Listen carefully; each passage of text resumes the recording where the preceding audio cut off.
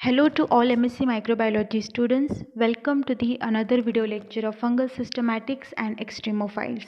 Now in the last lecture we have studied how to cultivate, isolate and enrich the thermophiles. Okay. Now here we are going to study the isolation and enrichment as well as the cultivation of the saccharophilic organisms. We already have seen and studied the basic properties of the saccharophilic organisms as well as the adaptations, how they have adapted themselves to such an extreme conditions. We have already learned those things, and now here on we will see how to cultivate these kinds of the organisms inside the lab. Okay, so it is practically very difficult to cultivate the saccharophilic organisms. We have already seen that these organisms are able to grow in the temperature which are not very normal because they are extremophilic, because they can't grow in the very normal or the we say the conditions which are able to favor the growth of the normal microorganisms. They require some hatke kind of the conditions. Okay, for that thing of matter we need to provide those things inside the lab, and even the collection of the sample and all these things are also very complicated. Being extremophile, these organisms are very difficult to isolate as well as cultivate inside the lab. For that purpose, scientists have made some discoveries, made some inventions, and through which nowadays it is possible to cultivate those organisms inside the lab. Okay, so we will study how to cultivate this saccharophilic organism inside the lab. Though this procedure is not very much easy and we can't practice in our small laboratories. We need well equipped and very we can say high level laboratories for the cultivation of the saccharophilic organisms. Okay, for that thing, saccharophilic organisms sample collection as well as the procedures, the media's requirement, the incubation conditions, everything is very complicated. Okay, so it's very difficult to cultivate them inside the lab, but still it is given in your syllabus, and we will see how to cultivate those organisms and how to collect the sample for the cultivation of those organisms. I'm damn sure that you all remember the conditions at which the saccharophile organisms grow. They are able to grow at the lowest possible temperature. Okay, like about 0 degrees celsius to the minus 15 degrees celsius, which is very we can say extreme conditions to grow. Because they are extremophilic, they may be the saccharotolerant or they may be the saccharophilic. Now what is the basic difference between the saccharotolerant and saccharophilic organism? Saccharotolerant means what? उनको चल जाएगा. If they get lower temperature, it is okay. If they don't get, they can grow up to the some extent of mesophilic temperature. Okay, and the saccharophilic organism, they are strictly saccharophilic. That means what कि उनको वही temperature चाहिए, minus degree Celsius, 0 degree Celsius, हमें वही temperature चाहिए. उसके below हम लोग, उसके above can't grow. Okay, so that is the thing which makes differ them from the saccharotolerant. Okay, now we all know our planet earth is very blessed one, and we are blessed to be on this planet because baki planets say in the solar system, this planet is having the diverse environmental conditions, and that's why यहाँ पे आपको diversity of organisms मिल जाएंगे. And diversity of organisms ऊपर से भी, like we have the temperatures of below 5 degree Celsius. Okay, minus 5 degree Celsius temperature का भी आपको अर्थ पे एनवायरनमेंट मिल जाएगा, एंड हाईएस्ट टेम्परेचर का भी आपको एनवायरनमेंट मिल जाएगा. तो दैट इज़ वाई, और माइक्रो ऑर्गेनिजम्स ऐसे ऑर्गेनिजम्स है जो आपको हर जगह मिलेंगे. They are omnipresent. There is no place where we can't find the microorganisms. Okay, rarely there is any place जहाँ पे आपको माइक्रो ऑर्गेनिज्म बिल्कुल नहीं मिलेंगे. तो भले ही एक्सट्रीम कंडीशंस है. Okay, like there is a low temperature condition जहाँ पे आपको बाकी ऑर्गेनिजम्स मिले या ना मिले, you will find the micro organisms. तो ऐसे माइक्रो ऑर्गेनिजम्स का आप लोग स्टडी कर सकते हो या उनको आइसोलेट कर सकते हो, एंड उनसे कुछ ऐसे प्रोडक्ट्स भी आइसोलेट कर सकते हो जो बहुत यूज़फुल हो. ठीक है, तो for that thing of matter कि अभी साइंटिस्ट लोगों ने कुछ टेक्निक्स इन्वेंट की है जिससे आप लोग उनको आइसोलेट कर सकते हो। Now this thing we all know कि 70% जो है हमारा planet earth is been covered with the ocean, and ocean में जो डीप सी या डीप ओशन एनवायरनमेंट होता है वहाँ पे आपको इजीली सैक्रिफाइस मिल जाएंगे। As well as cold region भी बहुत हाईली ऑक्यूपाइड रीजन है हमारे अर्थ का।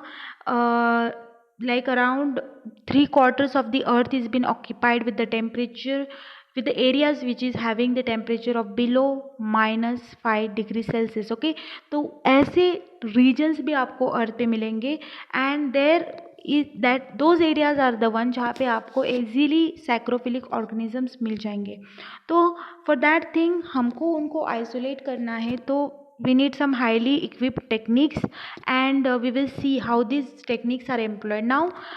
कैसे psychrophiles, which type of psychrophiles we can obtain, तो बहुत वाइड वैराइटीज़ है। आपको autotrophs, heterotrophs, even chemo autotrophs, lithotrophs, spore forming organism, non spore forming organism, various kinds of microorganisms which are psychrophilic आपको वहाँ पे मिल जाएंगे। Now इनमें एक बात है कि ईस्ट एंड बैक्टीरिया जो होते हैं, जनरली सैक्रोफिलिक ऑर्गेनिजम्स ज़्यादातर ईस्ट एंड बैक्टीरिया ही होते हैं। कुछ हद तक आर्किया होते हैं। आर्किया जो होते हैं वो जनरली जब आप सैम्पलिंग डीप सी से करते हो, then you will find that the archaea का जो रेंज है या उनका जो population, it is more in the deep sea. Okay, while as compare to the deep sea, अगर आप अंटार्कटिका या फिर कॉन्टिनेंटल अंटार्कटिका या आइलैंड अंटार्कटिका में जाओगे तो वहाँ पे you will find more of bacteria and the yeast. Okay, जो बैक्टीरिया एंड ईस्ट है वो ज़्यादा सैक्रोफाइल्स होते हैं। ठीक है, then one more important thing is that अभी ऐसा नहीं है कि we will find a same types of organism in every possible area, even वो अंटार्कटिका है तब भी।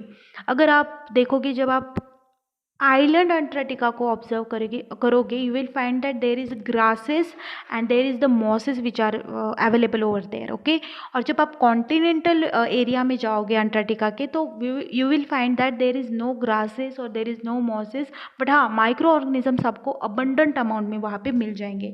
सो इसीलिए माइक्रो ऑर्गेनिजम्स से आप लोग ईजीली प्रोडक्ट्स आइसोलेट कर सकते हो क्योंकि वो आपको हर जगह मिल जाएंगे। ठीक है, तो ऐसे माइक्रो ऑर्गेनिजम्स का स्टडी करने के लिए even there is a thing कि साइक्रो टॉलरेंट और सैक्रोफाइस का भी एक चीज़ आता है कि साइक्रो टॉलरेंट को जो है हम इजीली आइसोलेट कर सकते हैं, इवन उनमें फ्लक्चुएशन नहीं होते। क्योंकि क्या होता है, हम सैंपल ले जा रहे हैं लैब पे या लैब में, तो सैम्पलिंग का कभी कभी डीनेचरिंग भी हो सकता है बिकॉज ऑफ दी कंडीशंस हम अगर मेंटेन ना कर पाए।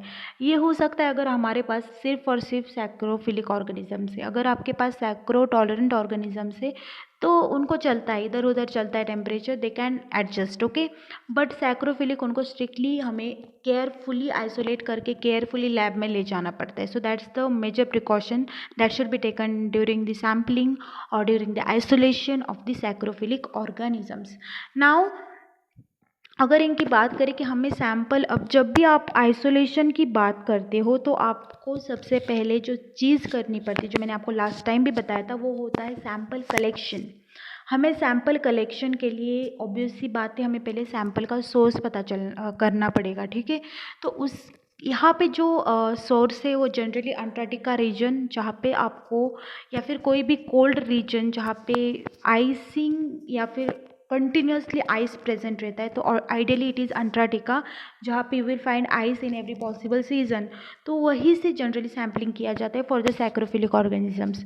तो जनरली क्या होता है कि आपको अगर सैम्पलिंग करना है तो एक तो आप डायरेक्टली आइस ले सकते हो, या आप वहाँ से सॉइल ले सकते हो, या तो फिर आप वाटर सैंपल भी यूज़ कर सकते हो। ठीक है, तो यहाँ पे जो है water sample is not physically possible, but ice and soil sample you can take. तो जनरली जब आप सॉइल्स या तो सेडिमेंट्स अगर आप ले रहे हो तो generally care you need to take care कि क्या होता है कि सॉइल सैम्पलिंग कर जैसे हम करते हैं लैब में भी, हम जब सॉइल सैंपल कलेक्ट करते हैं we use some kind of equipments like it may be the like जो हम एक्स यूज़ करते हैं, या जो हम जो भी इक्विपमेंट्स आप यूज़ करते हो फॉर सैम्पलिंग। फॉर एग्जांपल हम जनरली जो स्पैचुला होता है वो यूज़ करते हैं हमारे यहाँ पे। तो यहाँ पे जब हम अंटार्कटिका से सॉइल लेने वाले हो या जहाँ पे हम ज़्यादा हमें अमाउंट में सॉइल लेनी, तो यहाँ पे हम हैमर्स वगैरह या फिर पिकैक्सेस या कोरर्स ऐसे टूल्स यूज़ करते हैं, ठीक है। तो वो सब टूल का हमको केयर लेना पड़ता है कि वो लोग सब स्टेरिलाइज होने चाहिए, क्योंकि क्या होता है कि हम ले तो जाएंगे यहाँ से, उन पे कंटामिनेटिंग ऑर्गेनिजम्स हो सकते हैं एंड देन हमारा जो सैंपल है वो भी कंटामिनेट हो जाएगा विद दी जो हमारे जो नॉर्मल माइक्रो ऑर्गेनिजम्स है उससे, ठीक है। तो वो हमें नहीं चाहिए, क्योंकि हमें पर्टिकुलरली आइसोलेट करने हैं the psychrophilic organism. So for that purpose हमें थोड़ी सी केयर करनी पड़ती है। Then along with that soil कौन सी लेते हैं हम, that is the permafrost soil. Okay, permafrost soil मतलब क्या, ऐसी सॉइल जो कंटिन्यूसली फ्रोजन स्टेट में है, ठीक है। उसमें इनर साइड में भी सॉइल पार्टिकल जो होते हैं वो होल्ड किए हैं यूजिंग द आइस, इतना ज़्यादा वो फ्रोजन स्टेट में सॉइल होता है, that is known as the permafrost soil. Okay, तो ऐसे सॉइल को आपने लेना है एज अ सैम्पल। वो सॉइल कहाँ पे मिलेगी, obviously it will be present in the Antarctica, वहाँ से आप लोग सैम्पलिंग कर रहे हो। सो फर्माफ्रोस्ट सॉइल्स जो होती है वो यूज़ की जाती है। देन ये भी है कि जो अपर रीजन होता है फर्माफ्रोस्ट सॉइल का वो कंटामिनेटेड हो सकता है, क्योंकि इसमें ऐसा पाया गया है कि भले ही वो टेम्परेचर -10 डिग्री सेल्सियस भी क्यों ना हो, उनमें 1 to 2% ऑफ वाटर क्वांटिटी रहती ही है। For that thing of matter हमें उसको जो है फर्माफ्रोस्ट सॉइल को जो आउटर एरिया है, ठीक है, आउटर एरिया आपको रिमूव करना पड़ता है और inner area we are going to take, inner core जो होता है we are going to take as a sample. Then again उसको केयरफुली कट वगैरह करना है using the alcohol sterilise knife and all, and आपको उसको रखना है।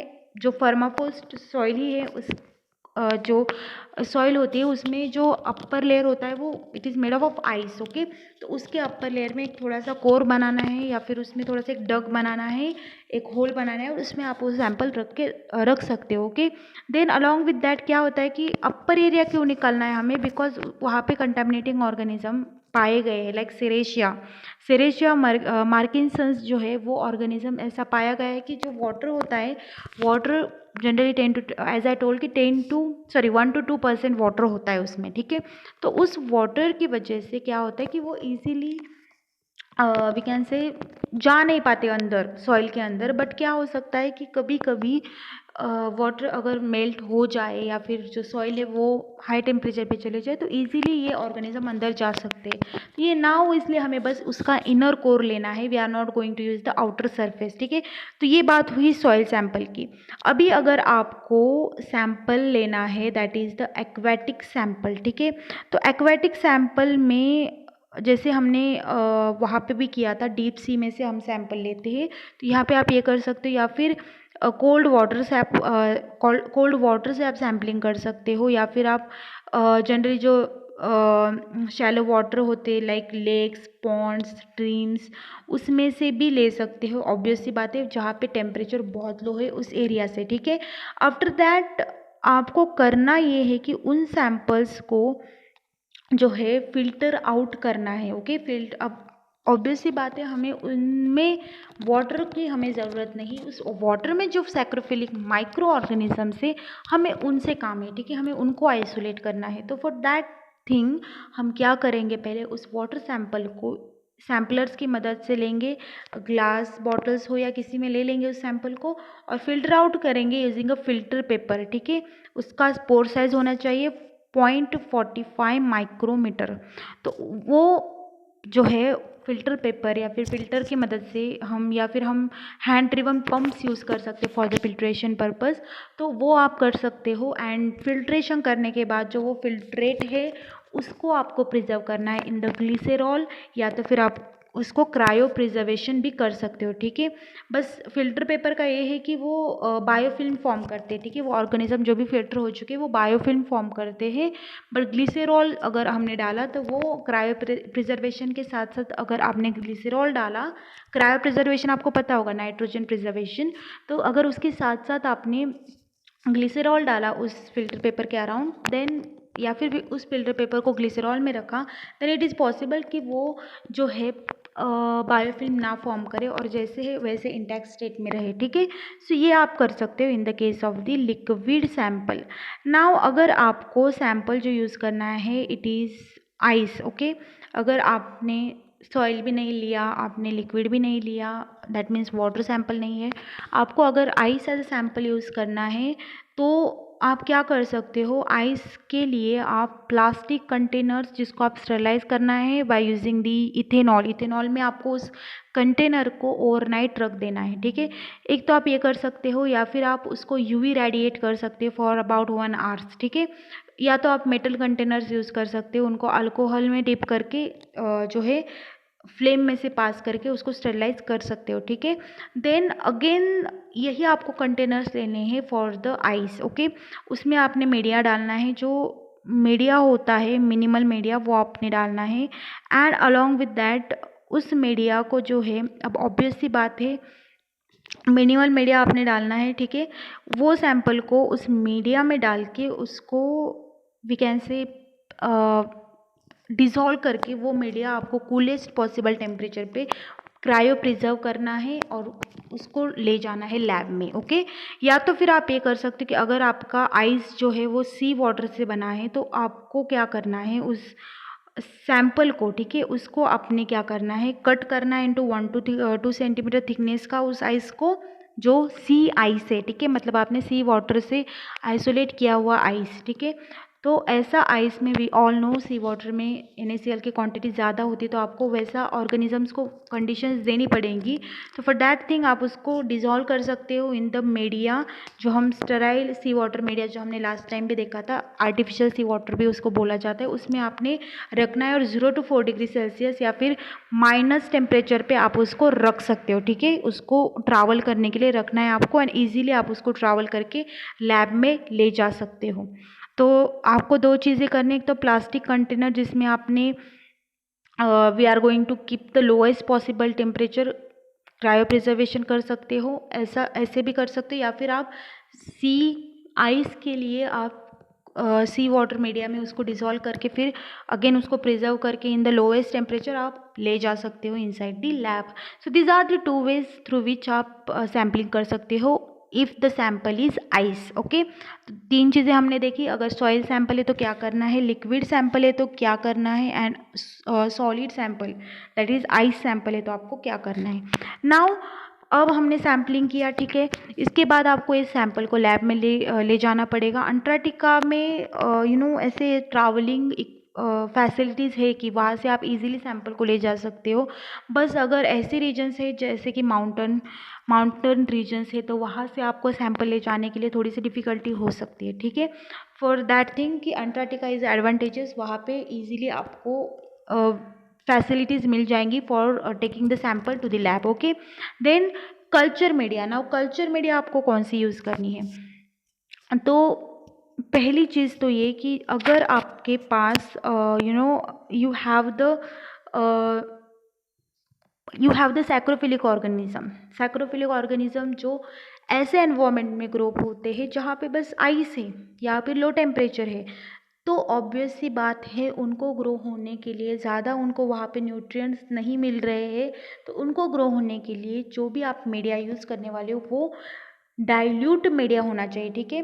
तो कौन से मीडिया आप यूज़ कर सकते हो, लाइक लूरिया बर्टेनी, ट्रिप्टोन सोया अगार, न्यूट्रिएंट ब्रॉथ, ये सब मीडिया आपने यूज़ करनी है। वो भी कैसे, मिनिमल मीडिया, ठीक है। उनको डाइल्यूट करना है 1/2 डाइल्यूशन या तो फिर 1/10 स्ट्रेंथ तक आपको उसको डाइल्यूट करना है, ठीक है। तो उसमें भी आपने ईस्ट एक्सट्रैक्ट का जो है सप्लीमेंटेशन करना है with the lowest concentration. East extract आपने डालना है अबाउट 0.01 या तो फिर 0.001% तक, आपने इतना कम कॉन्सेंट्रेशन में बस ईस्ट डालना है। बाकी चीज़ों को थोड़ा डाइल्यूट करना है, उस मीडिया को आपको डाइल्यूट करना है अप टू 1/10 फोल्ड, ठीक है। इतना डाइल्यूट मीडिया आपको उनको देना है, क्योंकि क्या है कि उनको वहाँ पे कार्बन सोर्स वगैरह नहीं मिलता। तो ईजी सी बात है कि हमें उनको जो मीडिया देना है वो थोड़ा सा डाइल्यूट मीडिया यूज़ करना है, ठीक है, बैक्टीरिया के लिए। अगेन उनका पीएच भी आपको ध्यान में रखना पड़ेगा, लोएस्ट पीएच होता है 3 to 4 पीएच उनको लगता है। एंड अलॉन्ग विद दैट यही बात आपको याद रखनी कि मीडिया जो होता है वो it should be carefully made and it should be diluted. Okay, तो यही बात आपको याद रखनी है।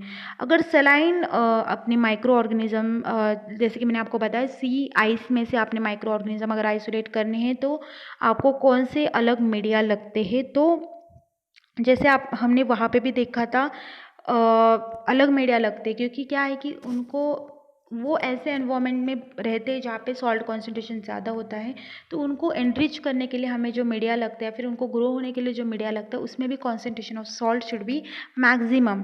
तो कौन से मीडिया हो सकते हैं? फिर मराइन 2219 मीडिया हो सकता है, या फिर हो सकता है the medium that is R2A। Okay, R2A नाम का मीडिया है, या तो मराइन 2219 अगार। ओके, ये मीडिया आप यूज़ कर सकते हो for the growth. Now along with that, अगर आपको सियानो बैक्टीरिया को आइसोलेट करना है, ठीक है, सैंपल में से आपको सियानो बैक्टीरिया आइसोलेट करने हैं। बैक्टीरिया के लिए आपको पता है हम मिनिमल मीडिया यूज़ करते हैं, तो सियानो बैक्टीरिया जो आइडियली हम उनको ब्लू ग्रीन अलगी कहते हैं, उनको अगर आपको आइसोलेट करना है, जो हम ट्रेडिशनल मीडिया यूज़ करते हैं BG11, आप वो यूज़ कर सकते हो, वो भी मिनिमल, ठीक है। देन अगेन MN मीडिया या तो फिर ASN3 मीडिया, या आप यूज़ कर सकते हो for the growth of cyanobacteria. अब ये भी है कि इनको सियानो बैक्टीरिया जो होते हैं वो ग्लिसरॉल की मदद से हम प्रिजर्व नहीं कर सकते, उनको जो लगता है वो क्रायो प्रिजर्वेशन लगता है, या तो DMSO लगता है, ठीक है। तो ये एक बात आपको याद रखनी है, DMSO आप डाल सकते हो, ग्लिसरॉल डालने की ज़रूरत नहीं है मीडिया में, DMSO डालना है सो दैट कि वो क्रायो प्रिजर्वेशन करे, कि कोल्ड शॉक ना हो उनको, that's why we add cryopreservatives like DMSO, ठीक है, in the media of cyanobacteria. अब अगर आपको ईस्ट या फंगाई ग्रो करना है तो कौन सी मीडिया लगेगी? तो जो ईस्ट एंड फंगाई वो आपको आइसोलेट करने, तो मीडिया में ऑटोक्लेव करने के बाद आपको डालना है पेनिसिलिन जी, ताकि बैक्टीरिया का कंटामिनेशन उस मीडिया में ना हो, ठीक है, इसलिए आपने एंटीबायोटिक्स डालने हैं। देन अगेन जो मीडिया होते हैं यहाँ पे भी आपको मिनिमल मीडिया ही यूज़ करने हैं, लाइक M3C, ठीक है, अगर आपको ईस्ट या फिर फंगाई को आइसोलेट करना है, ठीक है। ईस्ट आपको मैंने बताया था कि ज़्यादा से ज़्यादा सैक्रोफिलिक ऑर्गेनिज्म ईस्ट ही होते हैं, तो इसलिए you can use M3C media, जिसमें ग्लूटामेट का कॉन्सेंट्रेशन कम होता है, ग्लूकोज का कॉन्सेंट्रेशन कम होता है। देन उसमें भी अगर आपको फंगाई नहीं बस ईस्ट ग्रो करना है, तो आप क्या कर सकते हो कि मिनरल्स और विटामिन्स का कॉन्सेंट्रेशन कम कर सकते हो, लाइक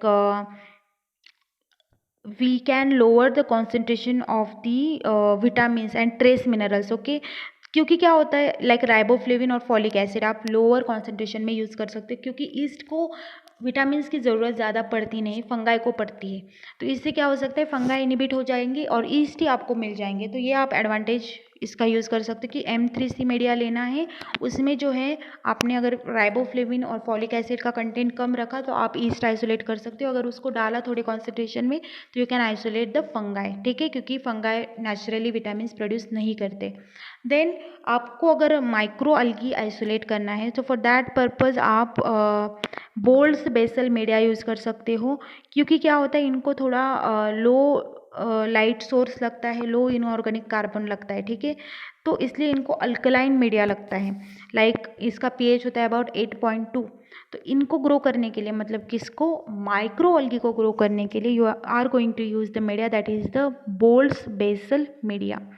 देन अब ये हुई बात मीडियाज़ की कि कौन से मीडिया हम ग्रो करेंगे, यूज़ करेंगे फॉर द ग्रोथ। अब उनको एनरिच इंक्यूबेट करना है या मेंटेन करना है तो आप कैसे करते हैं? तो जनरली ऑब्वियस सी बात है, ये जो होते हैं ऑर्गेनिज्म, इनको लो टेम्परेचर हमें देना पड़ता है। फॉर दैट थिंग आजकल ऐसे इंक्यूबेटर्स अवेलेबल है, लाइक टेम्परेचर कंट्रोल इंक्यूबेटर्स, ठीक है, टेम्परेचर हम उसमें लो से लो पॉसिबल टेम्परेचर रख सकते हैं, ऐसे इंक्यूबेटर्स अवेलेबल है, आप उनमें इंक्यूबेट कर सकते हो मीडियाज़ को। या फिर हम लोग क्योंकि अब बिलो 5 डिग्री सेल्सियस या माइनस में भी लगते टेम्परेचर, तो ऐसे टेम्परेचर लैब में लाइक देना is very much of tedious, okay, थोड़ा किसकट काम वी कैन से।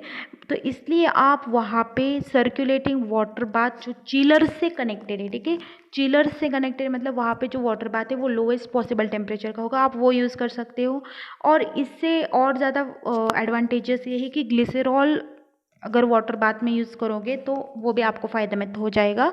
या फिर कोल्ड रूम्स भी होते हैं, वो भी आप यूज़ कर सकते हो, cold storage room for the incubation of the psychrophilic organism. Okay, तो ये आप कर सकते हो। और इनका स्टोरेज और मेंटेनेंस करने के लिए the most one use method is the cryo preservation. Okay, nitrogen में आप इनको प्रिजर्व कर सकते हो, DMSO वगैरह डाल के आप क्रायो प्रिजर्वेशन कर सकते हो। लाइक ग्लिसरॉल भी डाल सकते हो एज अ क्रायो प्रिजर्वेंट, ताकि ऑर्गेनिज्म को कुछ प्रॉब्लम ना हो। क्योंकि क्या होता है, ऑर्गेनिज्म जो होते हैं वो आपने थोड़ा सा टेम्परेचर फ्लक्चुएट कर लिया तो वो लाइस हो जाते हैं।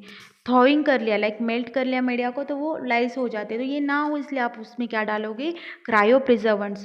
Then -20 degree Celsius -80 degree Celsius तक ऑकेजनली आपको उनको we can say temperature change करते रहना है।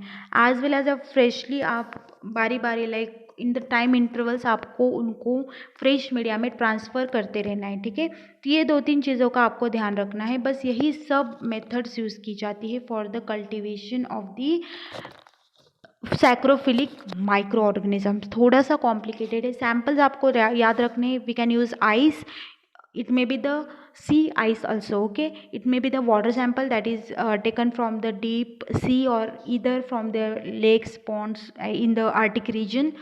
थर्ड चीज़ आप सैम्पल में यूज़ कर सकते हो सॉइल। ठीक है, उसमें भी फर्मी पोस्ट सॉइल आप यूज़ कर सकते हो।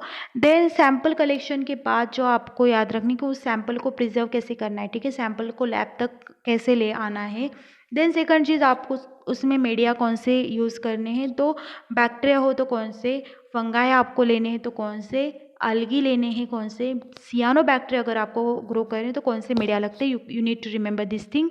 अलॉन्ग विद दैट इंक्यूबेशन उसका लोअर टेम्परेचर पे करना है, तो उसके लिए आप टेम्परेचर कंट्रोल इंक्यूबेटर्स यूज़ कर सकते हो। You can use the water baths which are connected with the chillers, और you can use the glycerol water baths depending. Okay, so that is the thing that you need to remember. Medias बस आपको याद रखने हैं। Bacteria के लिए minimal medias, सभी सैक्रोफिलिक organism के लिए हम मिनिमल मीडियाज़ यूज़ करते हैं, डाइल्यूटेड मीडियाज़ यूज़ करते हैं। ठीक है, क्योंकि उनको ज़्यादा कार्बन और नाइट्रोजन सोर्स हमें नहीं देना पड़ता, क्योंकि वो ऑब्वियस सी बात है एक्सट्रीम कंडीशंस में ग्रो होते हैं, तो उनको रिक्वायरमेंट भी उतना ही कम होता है सब चीज़ों का।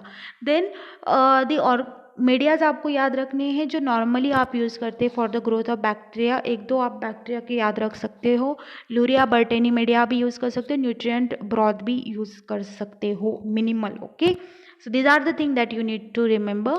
सो दिस इज़ अबाउट इट। ऐसे होते सैक्रोफाइस और ऐसे उनको कल्टिवेट किया जाता है। It is very tedious task, but yes scientist have successfully cultivated them in the lab, and hopefully you also become scientist someday and you will also cultivate or get to cultivate these kinds of organisms. Thank you so much for attending the lecture, and please do comment your attendance in the comment section. Thank you.